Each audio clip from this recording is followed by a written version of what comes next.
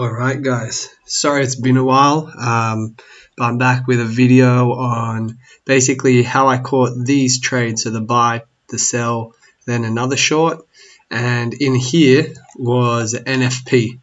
So how you could have traded NFP and caught this big move up. So the first trade is based on ICT's theory. Basically he says that after consolidation is expansion. That's how it moves. So if I take this replay tool and go back to here, we have price moving lower. We can see price is moving lower and lower here. So we went all the way from here, and now if you look to the left, there's some sell side liquidity under this wick. So if I go to the 1 minute chart, what I can see is we only just wicked this out, which means that this was more of an experimental trade, but once we wicked this out and I saw price consolidating, going off ICT's how he says price delivers, is it consolidates and then it has expansion, and I'm expecting expansion to the upside because we just took out sell side liquidity, so we need to go for some buy side liquidity. On the 4-hour chart, we have this 4-hour order block that was made here.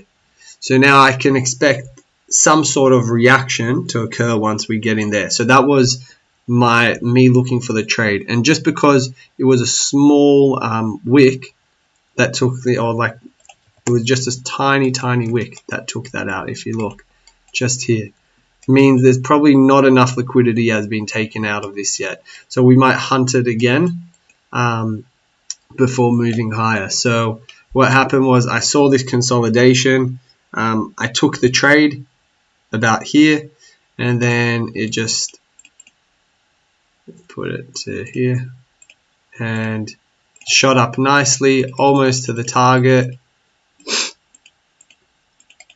and then boom, hits our target. And once we have that hitting our target, I'm looking now for sells because I was just interested in buys first. So now I'm looking at sells to go and take this. So we've got the 4-hour order block here. On the 15 minute, we've tapped into a fair value gap. On the 5 minute, we have this order block and the wick of it. So that's not really too important, but more the 15-minute fair value gap and the 4-hour order block. Now what we can see here is we tapped into it and price says done, so it took out liquidity once here. But the thing that I don't like is the fact that this wick here is so big.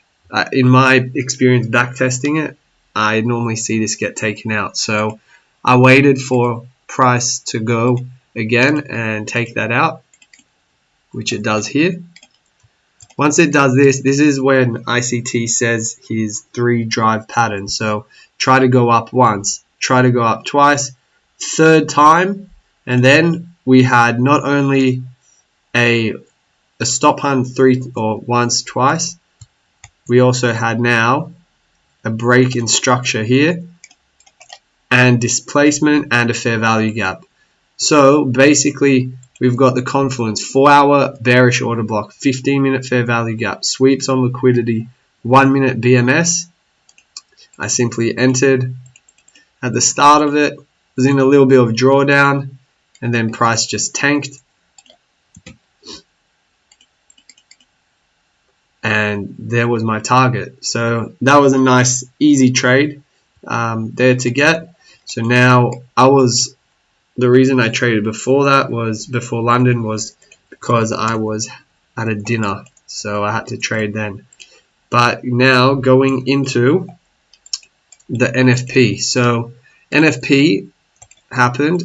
We were looking for this bit of liquidity to get taken out. So why not this low? Well, this low took out here and broke structure, making it a strong low.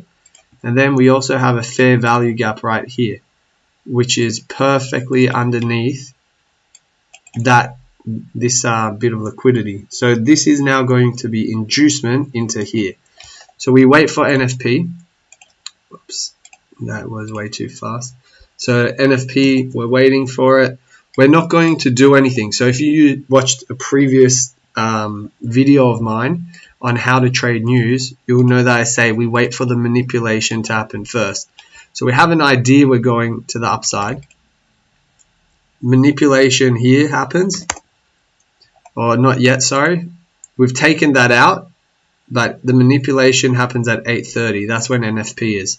So as we're getting to there, we can see right on 8:30, boom, what happens? We take out, this candle opens, takes out buy side liquidity, goes all the way up, takes out sell side liquidity. Oh, not quite. So it took out a lot of sell side liquidity here and then almost basically created an equal highs. So now what we're waiting for, we can do two things to trade this. We can either enter at this fair value gap, enter at this order block, or enter at this wick. So the reason we can enter at the wick is because it has taken out liquidity. So this now, in my eyes at least, is the next area that price can go to tap and move higher because it took out liquidity. So price taps into there, goes up. Now, if you took your trade here, you need to be aware that your stop loss needs to be lower to be safe. So price comes back. You could have entered at the order block or here. So it comes there. You can take the trade from here. So this is a bit of a big stop loss. If we wanted as well to make it a bit tighter, this was the 4-hour low. So could bring it maybe up to here and have it there. So a little bit tighter.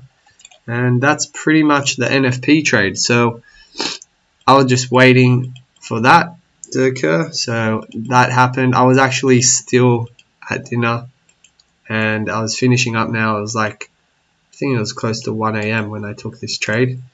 And now the reason why I took a short when we're so bullish is because we took out buy side liquidity. So now price, when it takes that out, we can see here, took it out.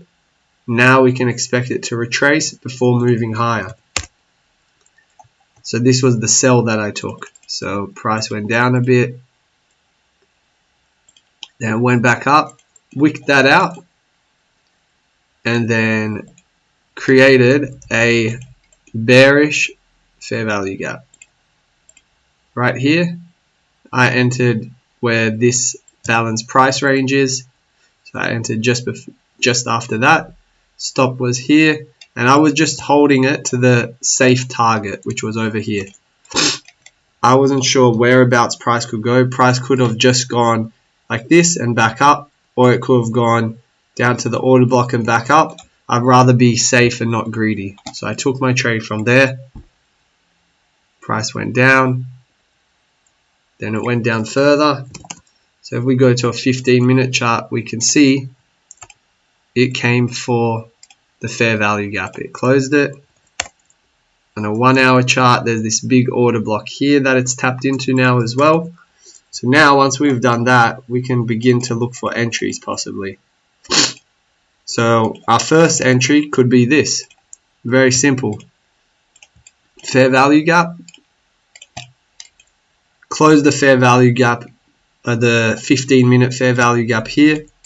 I'll go back. 15-minute fair value gap closed. Tap the 1-hour order block, and now we can go higher. So tap, here's the fair value gap.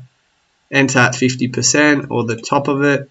Stop can go here, or it can go down here. If you want a tighter stop, you can put it there, but just know that it might wick you out. Here is always safest.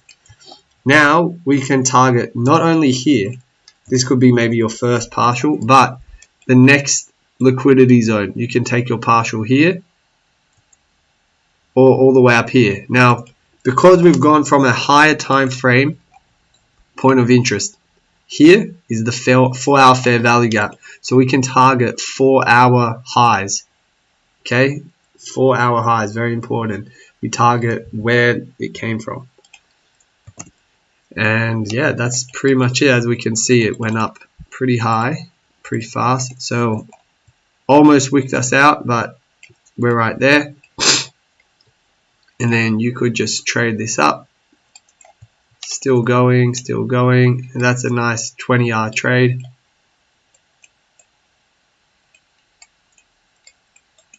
And I'll let it run till it gets there. So basically, this first trade as well, you could have held it up to there. So you will have had 22R here. Well, I'm in a trade now, so I will post that on my JSnipes Telegram channel, so check that out. Link will be in the description. And while we're at it, if you can subscribe to the YouTube channel and give it a like would be great.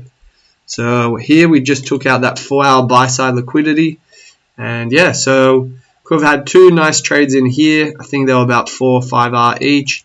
Could have had a nice trade here, 22R, 4R here, and 20R. So more than enough is on offer, and that's without looking at the London session either, which I'm sure there was a nice trade in this area here.